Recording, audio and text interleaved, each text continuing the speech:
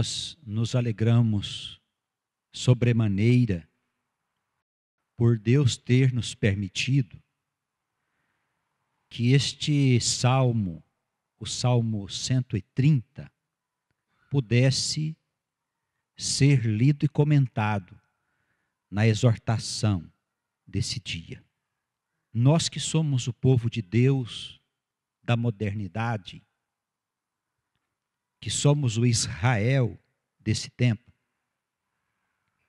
como naquele tempo, nós precisamos ter a nossa esperança no poder maior, que é o Espírito Santo, para que ele nos ajude na superação de todos os obstáculos que são colocados na nossa vida diária.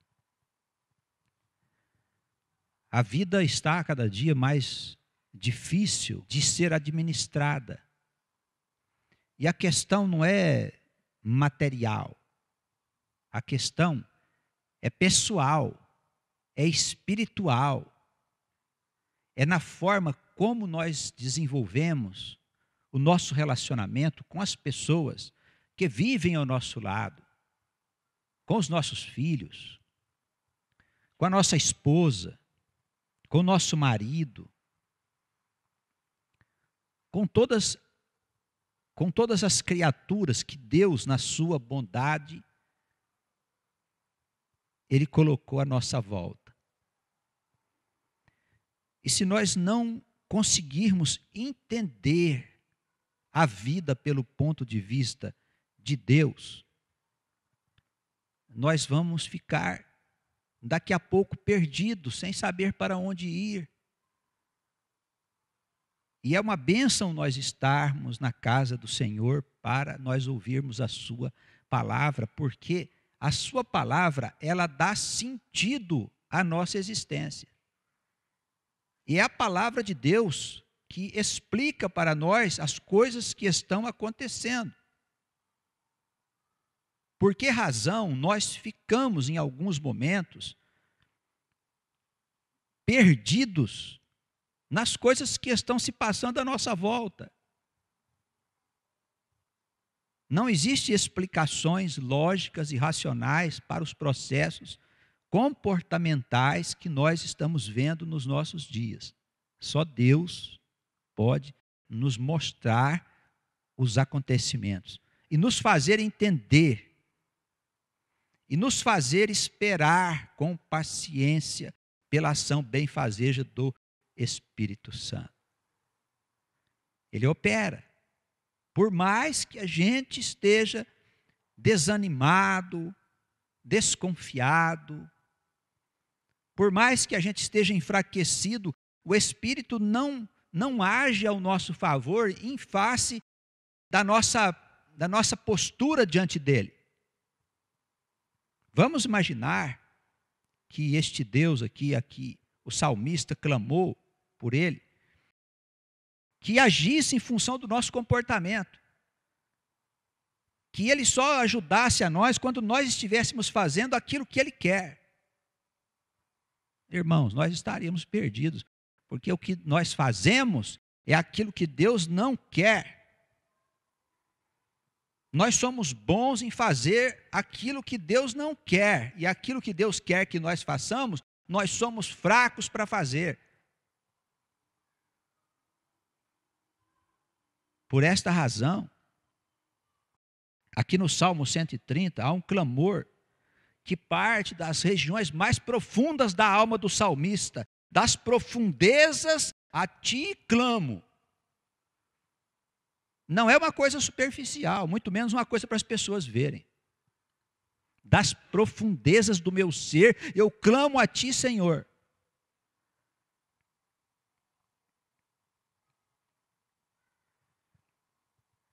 Em todos os tempos da humanidade, este mesmo Deus, o Deus que hoje nos fala através da sua palavra, ele falou ao seu povo, ele mostrou caminhos, ele deu vitória ao seu povo nos obstáculos, nas dificuldades, nas batalhas. fazendo com que o seu povo se movesse ao longo da história desta humanidade e pudesse fazer chegar até nós, até os nossos dias, toda essa instrução, todo esse consolo, toda essa esperança que nos é entregue gratuitamente. Não custa nada. Você não precisa fazer nada, é só receber.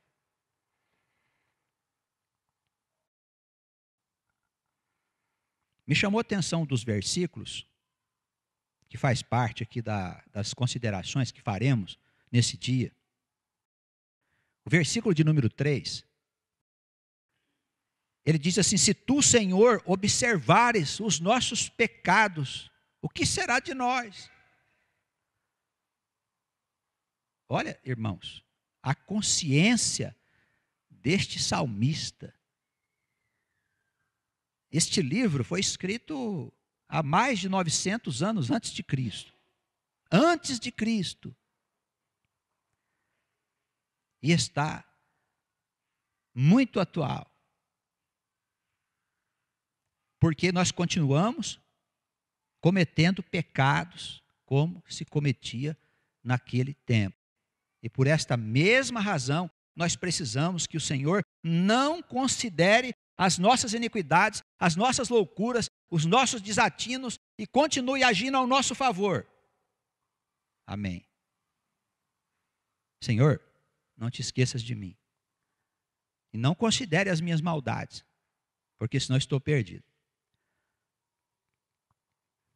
É o primeiro passo que nós precisamos dar para receber as beneficências de Deus.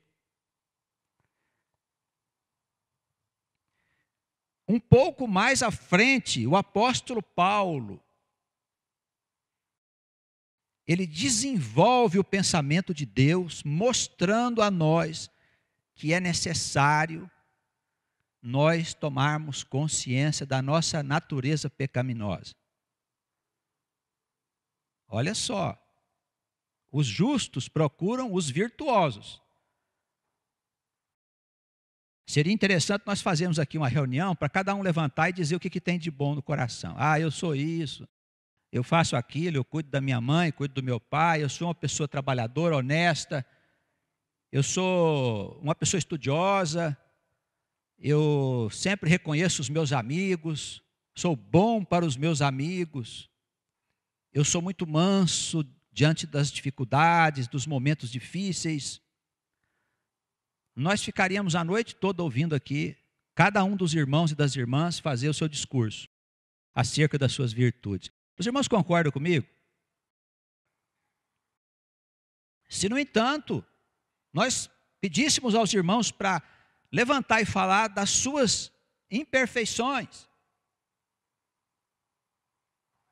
daquilo que você acha que não é bom, que existe em você,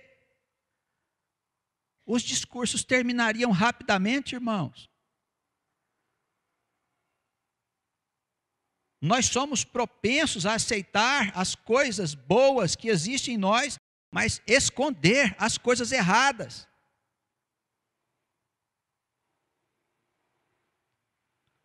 Quando Cristo veio ao mundo, Ele nos ensinou a olhar para dentro dos nossos olhos.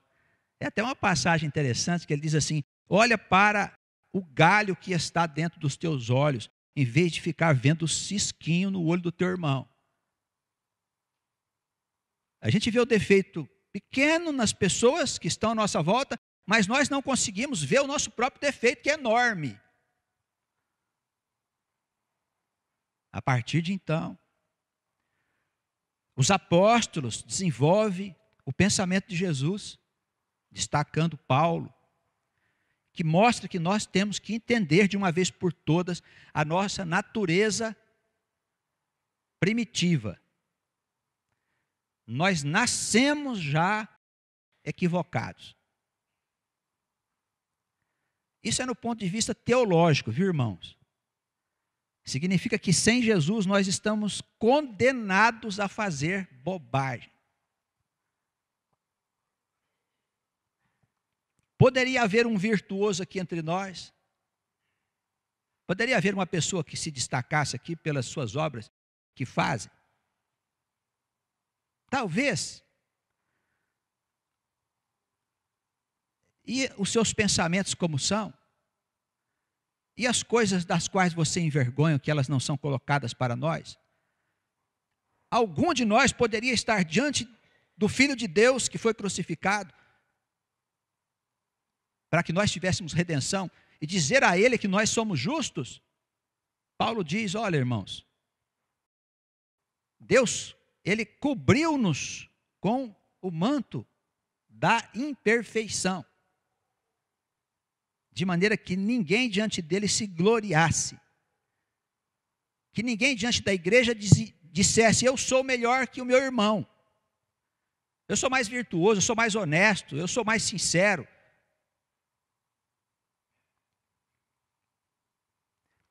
Tomemos a passagem do publicano e do fariseu, que está nos evangelhos.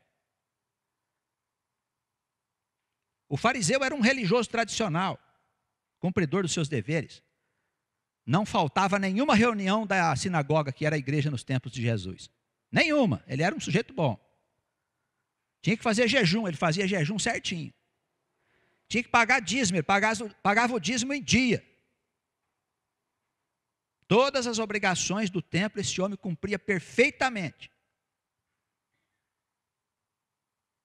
Conta Jesus que 2 homens subiram ao templo para orar. Um deles era um desses fariseus que cumpria todas as suas obrigações.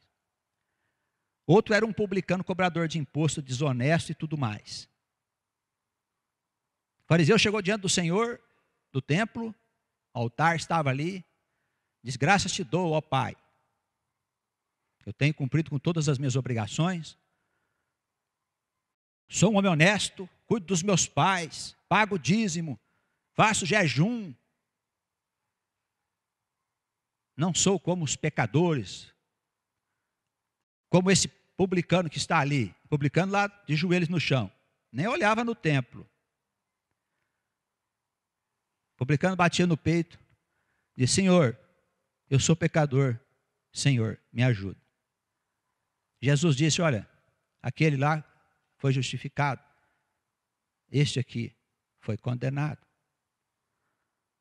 Por quê, irmãos? Porque na igreja de Cristo nós precisamos olhar para nós e entender que nós não somos nada. E se somos alguma coisa, nós somos materialmente, percebe isso? A gente ganha um certo tanto de dinheiro pelo nosso trabalho, pela nossa profissão, pelo nosso negócio, pelo título que nós temos, mas é só isso, irmãos. E se nos for tirada todas essas coisas, o que sobra de nós? Essa aqui é a pergunta que nós temos que fazer. Se nos for tirado os recursos, o trabalho, o que vai sobrar? Pois quando morremos, todas essas coisas nos são tiradas. E o que levamos daqui? É isso que Jesus quer nos dizer quando ele diz, ajunta tesouro no céu. Porque os tesouros da terra, a traça corrói, os ladrões roubam. Os irmãos estão entendendo o que Jesus veio trazer para nós?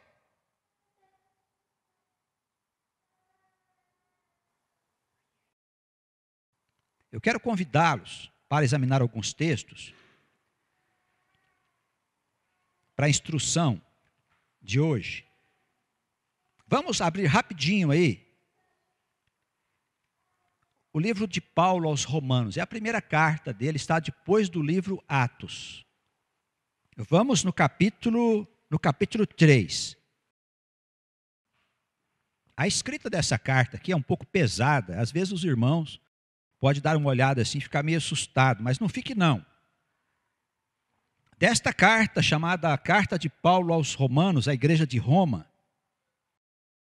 daqui se tirou toda a teologia desse apóstolo. Por isso, aparentemente é um escrito complexo, mas não vamos interpretar. Eu quero só citar aqui aos irmãos algumas passagens que Paulo fala a respeito da natureza do homem.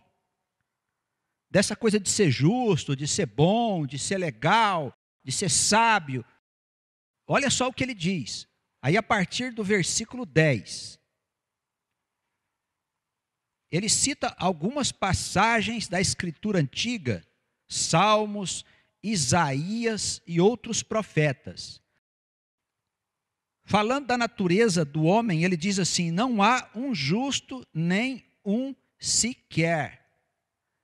Não há ninguém que entenda as coisas que estão sendo ensinadas.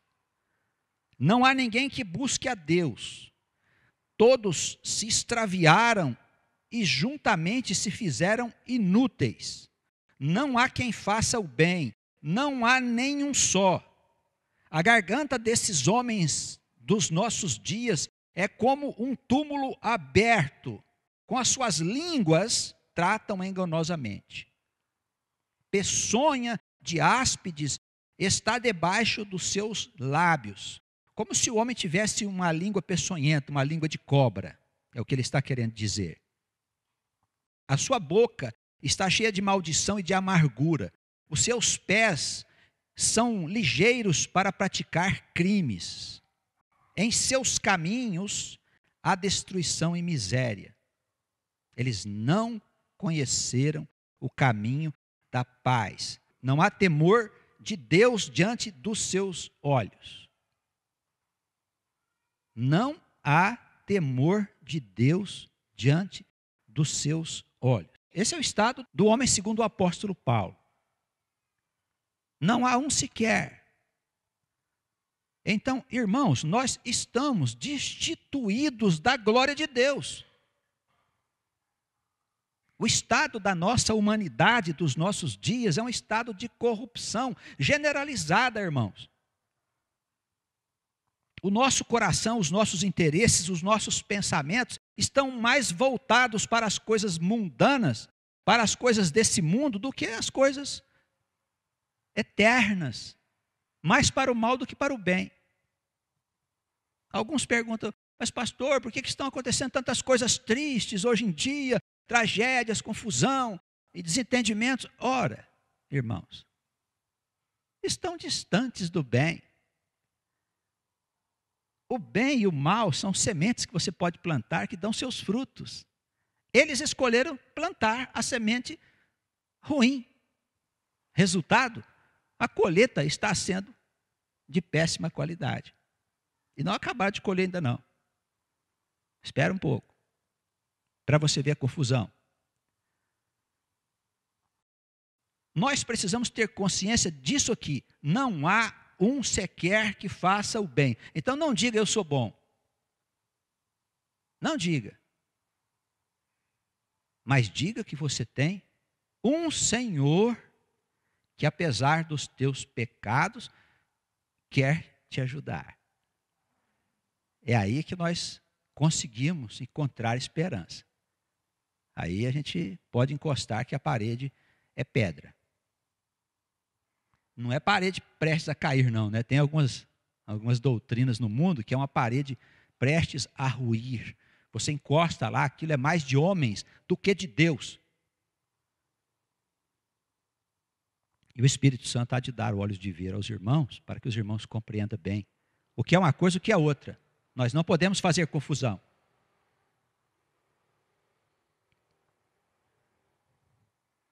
Vamos voltar um pouquinho aí agora, por favor, ao livro objeto da nossa pregação.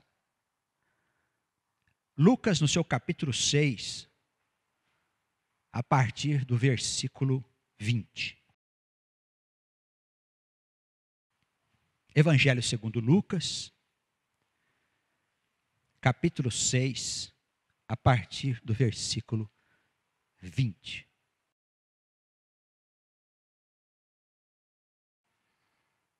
Irmãos, eu apreciei aqui algumas passagens para desanimar os irmãos. Eu preciso fazer isso, é meu papel. Agora eu vou dar uma animada nos irmãos. Lucas faz uma abordagem aqui acerca do Sermão do Monte. O Sermão da Montanha ele está bem mais desenvolvido no Evangelho segundo Mateus. Aqui Lucas está mais resumido.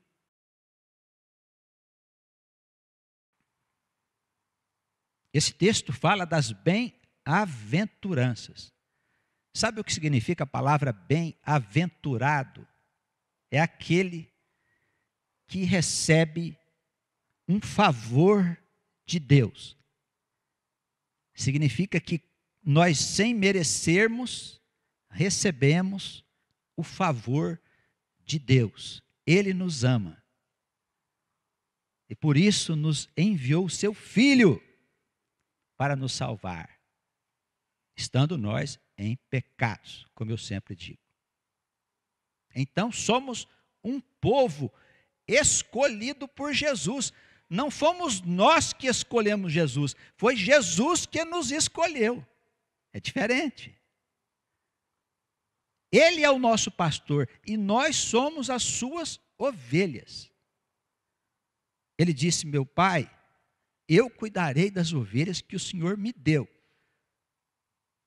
Então estejamos felizes com isso. Amém? O que somos, o que fizemos, o que podemos fazer sem Cristo, olha, nem imagine, irmãos. Nem queira pensar.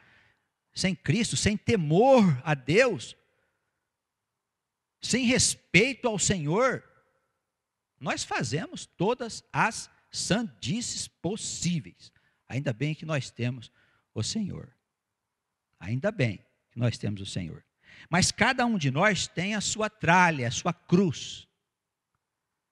Cada um de nós carrega as suas inclinações.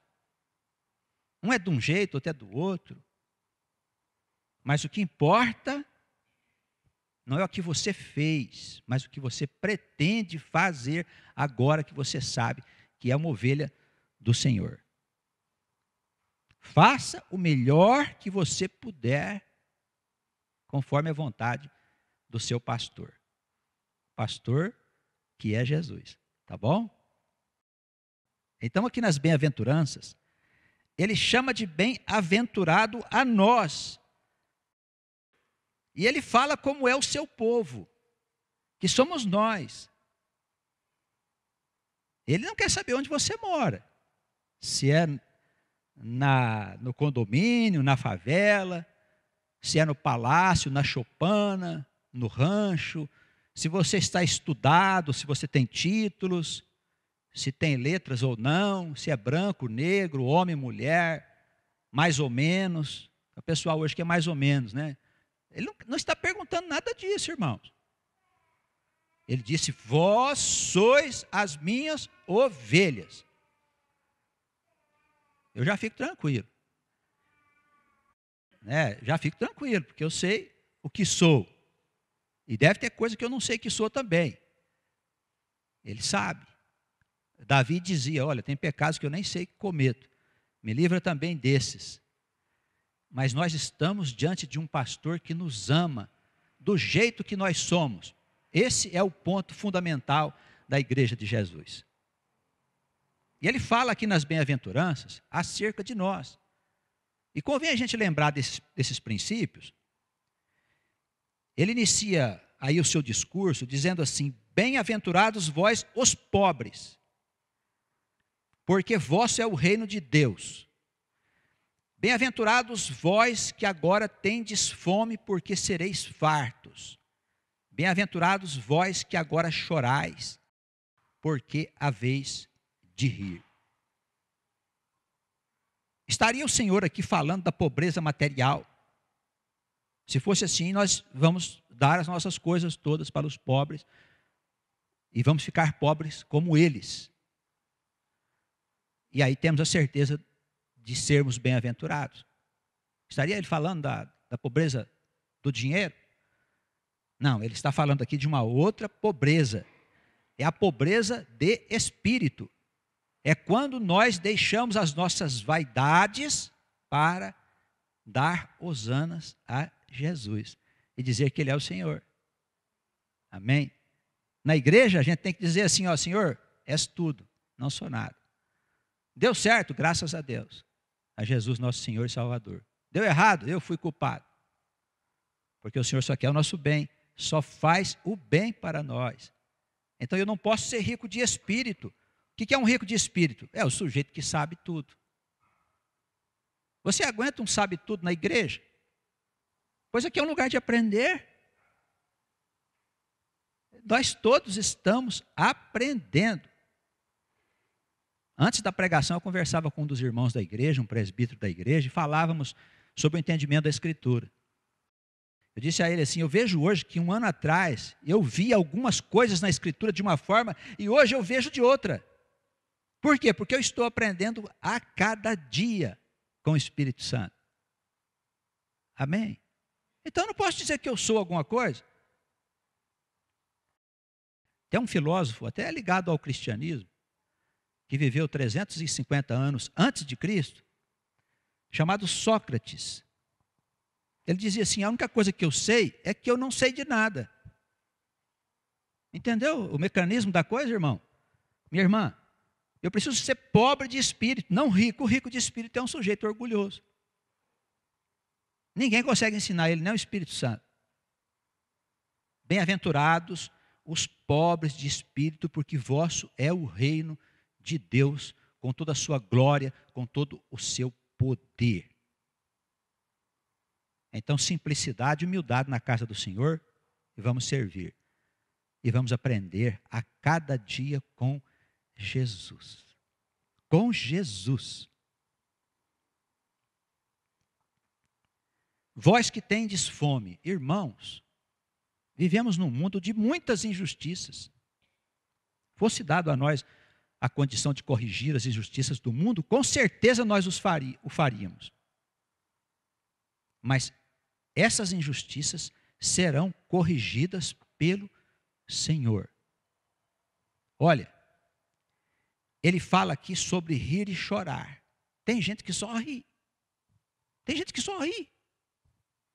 Parece que não tem nada de ruim acontecendo na vida daquela criatura. Outros estão servindo o Senhor e choram. E passam por dificuldades, e passam por provas. E o Senhor diz, bem-aventurados quem está chorando. E não quem está rindo.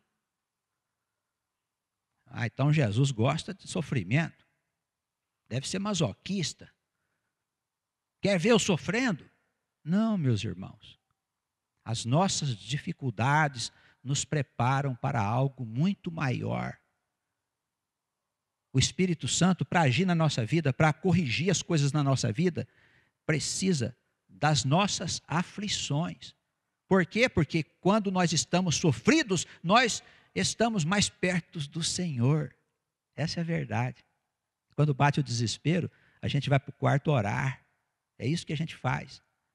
Quando a gente está contente, o que nós fazemos? Vamos comer, vamos beber, vamos sorrir, vamos nos divertir, vamos passear, vamos comprar, vamos consumir.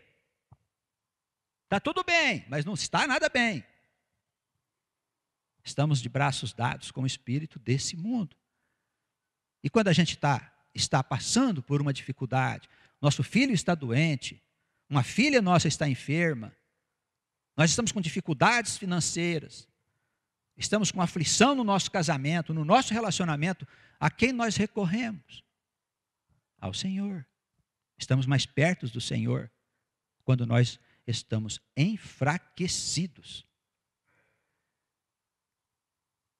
Ele disse, bem-aventurados vós que passais por aflições, porque rireis e saltareis como os bezerros quando saem das estrebarias, saltando, alegres e felizes. Grandes coisas o Senhor ainda tem para nós.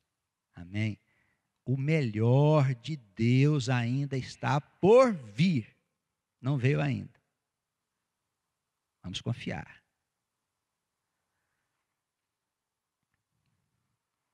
A partir do verso 22, Jesus fala de uma outra situação. Ele diz, olha, sois bem-aventurados quando os homens vos odiarem, e quando eles fizerem pouco caso de vocês, vos separarem, e vos injuriarem, e rejeitarem o vosso nome como mal, por causa de mim. Então, olha, irmãos, andar com Jesus não é agradar todo mundo não, viu? Andar com Jesus é ser olhado de atravessado por alguns. Não dá para agradar as pessoas e andar com Cristo. Porque o mundo está mergulhado no maligno. Como é que vai ser? Veja as palavras dele. No verso 23. Fique tranquilo, folgai nesse dia, exultai, porque eis que é grande o vosso galardão nos céus. Assim faziam os seus pais aos profetas. Ele está falando aqui daqueles que perseguiam os antigos profetas por causa do nome do Senhor. Nós temos que ter as marcas do Cristo. Irmãos, preste atenção nisso. Nós começamos a nossa vida e o Senhor começa a apresentar algumas situações de prova para nós. Nós estamos acostumados a uma outra ideia. Olha, a gente vai começar a vida e vai dar tudo certo no trabalho, nas nossas relações amorosas, constituição da família, vou abrir um negócio, vou comprar um terreno, vou fazer um empreendimento. A gente está acostumado a ver o mundo bater palmas para nós. Agora sim, vai dar tudo certo, que maravilha. Com Jesus não tem nada disso. A gente passa por dificuldades para construir aquilo que a gente pretende. Só que nós estamos fazendo uma coisa que vai permanecer. Percebe?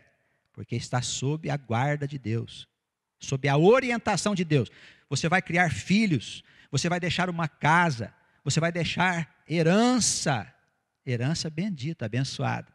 Não é herança maldita, não, como tem por aí nas famílias, não é mesmo? Tem famílias que é uma desgraça para o mundo. Por quê? Porque é um mau exemplo de vida para o mundo. É isso que você quer para você? Não, eu quero que minha família subsista, eu quero que ela permaneça, eu quero que meus filhos vá bem sobre a face da terra, os meus netos, os bens dos meus filhos e todas as coisas que cercam a minha vida.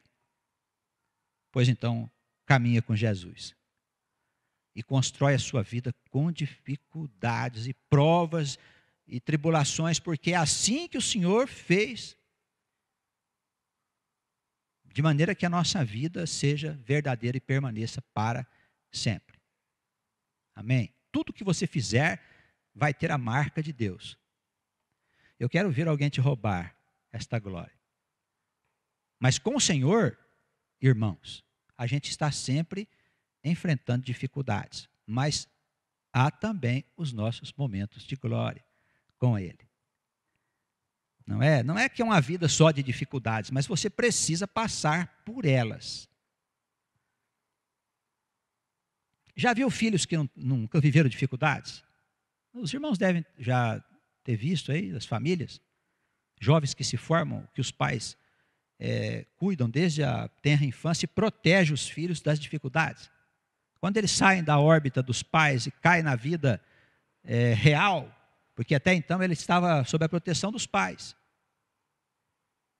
ele entra em parafuso, não sabe conduzir a vida. Porque os pais não deixou que aquela criança passasse por algumas dificuldades. Os irmãos entendem isso aí, o que eu estou falando? Eu vejo às vezes os pais, cria uma confusão enorme, né? A criança às vezes na escola lá leva uns tabefes de um coleguinha, né? Já viu isso? Aí o pai corre lá, manda chamar o pai, diz que vai processar, vai fazer, vai acontecer. Deixa o menino levar uns tabefes.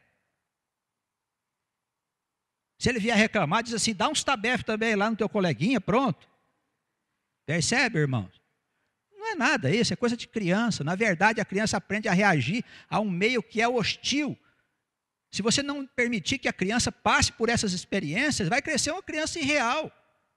Um homem incapaz de ter uma família, de enfrentar os problemas da família, uma menina incapaz de ser uma mãe, de enfrentar as dificuldades de criar um filho.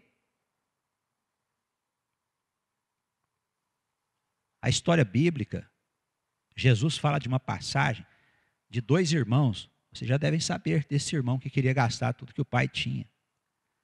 Não é? O filho pródigo. O filho pródigo quer dizer gastão. E eu quero ir gastar a minha fortuna, dá para o senhor adiantar aí para mim? Aí o senhor, tá, você quer gastar? Quero. Aí deu dinheiro a ele, foi gastar, foi viver a sua experiência. Fez festas, gastou tudo que tinha, vivia em orgias, bebia e tal, até se acabar todo. Aí não tinha mais nada. Ele comia a comida dos porcos, né? Diz a passagem, as bolotas que os porcos comiam, ele comia também, porque acabou tudo. Aí lembrou da sua casa, de onde ele tinha tudo. Voltou para lá, pensando, se meu pai me der um emprego lá com os empregados, já vai estar de bom tamanho, porque olha só o que eu fiz da minha vida. Ele foi recebido na casa do Senhor com festas, porque agora ele tinha aprendido a respeito das experiências da vida. Então, os pais sábios deixam os seus filhos queimar a ponta dos dedos, entendeu? Não deixa queimar o filho inteiro, mas deixa ele dar umas queimadas nas pontas dos dedos, para que a criança saiba que tem fogo lá. Entende, os irmãos? Nós somos crianças espirituais. Nós somos filhos do Deus Altíssimo. O nosso Pai quer que a gente passe por dificuldades. Então, sofrer uns abalos na vida, levar uns tabefes da vida, dar uns tabefes na vida, fazem parte da experiência nossa, aqui como filhos de Deus, irmãos. Seria estranho que nós fôssemos todos santinhos, umas coisinhas assim, sabe, arrumadinho e tal. Nós somos pessoas normais. Mas, com a diferença, nós estamos sob os cuidados do Senhor. Essa é a diferença. Então, com Ele dá tudo certo. A criança vai amadurecer, vai se tornar um homem maduro, experimentado na vida, uma mulher madura, experimentada na vida, para passar para as futuras gerações a experiência que aquela pessoa viveu. Assim é o mecanismo da vida. E é o mesmo mecanismo que nos governa diante do Pai. Então, é necessário passar por aflições, para que a gente possa crescer para o Senhor. Versículo 24, um alerta sobre as riquezas. Dinheiro é bom só para pagar as despesas e criar os filhos. Nada de querer ficar rico, viu, irmãos? Não vai por esse caminho, não. Não é proibido, não. Se você quiser ir, pode.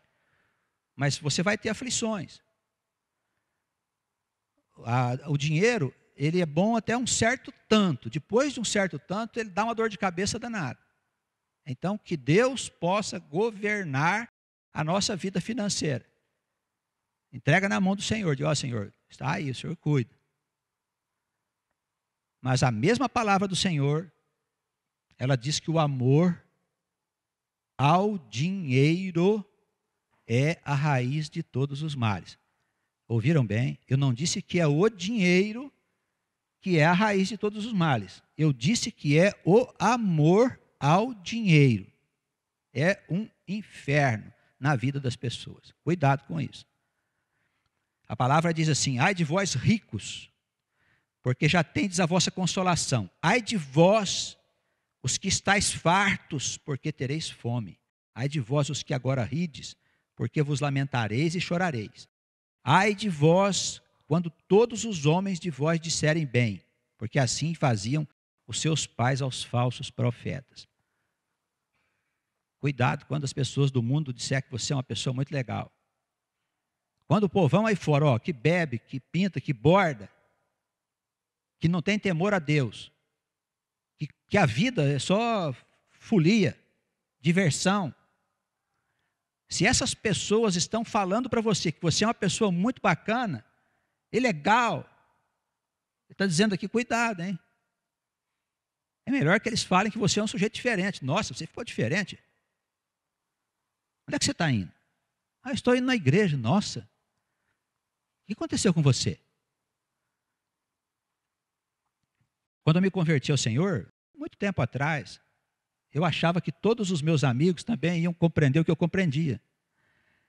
Então eu procurava os meus amigos para contar para eles a experiência que eu tinha vivido e como tinha sido importante encontrar o Senhor, que deu sentido à minha vida. Aí eles diziam assim para mim: ah, fica tranquilo, isso vai passar. Passar? É, vai passar. Alguns amigos meus já ficaram assim como você. E não passou até hoje. Eles passaram, eu continuo por aqui, com Jesus, graças a Deus. Entende, irmãos? Então, se a gente é meio estranho para as pessoas lá de fora, ótimo. Cuidado quando eles te abraçarem e disser, ó, você é muito bacana. Porque assim eles diziam dos falsos profetas. Nós podemos presentear, agradar um amado nosso, uma amada nossa, mas sem exageros, né, irmãos? Sem exageros. A vida do homem de Deus é uma vida equilibrada. Ele come com moderação, ele bebe com moderação. A sua palavra, a maneira dele se referir, a sua maneira de falar, as expressões que ele usa, são todas moderadas. Percebe? Ele não abomina o dinheiro, joga o dinheiro fora, não, mas ele sabe usar o dinheiro dele. Se ele perdeu o dinheiro, perdi lá, fiz um negócio, não deu certo. Esquece, vai para frente. A gente ganha outro. O Senhor proverá. Não se preocupa com isso, não vai entrar na justiça por causa disso. Não vai atrás de juiz, atrás de... isso não leva a nada, irmãos. Nós não podemos ser como as pessoas do mundo. Não podemos ser como elas. Senão, não tem sentido a igreja. Versículo 27. Rapidinho, estamos encerrando já, não se canse. Amai os vossos inimigos. Fazei bem aos que vos odeiam. Bendizei os que vos maldizem. Orai pelos que vos caluniam. Se alguém te ferir uma face, oferece também a outra. Se o sujeito te tirar a capa, não recuses nem a túnica. Dá a qualquer que te pedir, e ao que tomar o que é teu, não lhes tornes a pedir.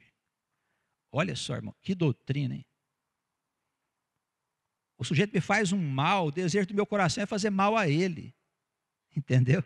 Ele me fez mal. Então eu quero fazer mal para ele também. E quando eu não tenho coragem, eu peço para Deus, Senhor, me vinga. Faz vir um raio sobre a cabeça dele. Tomara que aconteça um trem ruim com ele na estrada. Entendeu? Ele fez mal para mim. Eu não aprendi ainda a amar as pessoas e a entender as pessoas, o seu atraso. Eu sou um homem de Deus. Eu preciso ver as coisas como Cristo via. Ele ia lá, um ladrão, prostituta, dizer, olha, quer mudar de vida? Eles bateram nele, cuspiram nele, colocaram ele na cruz. Ele teve sede, deram vinagre para ele beber.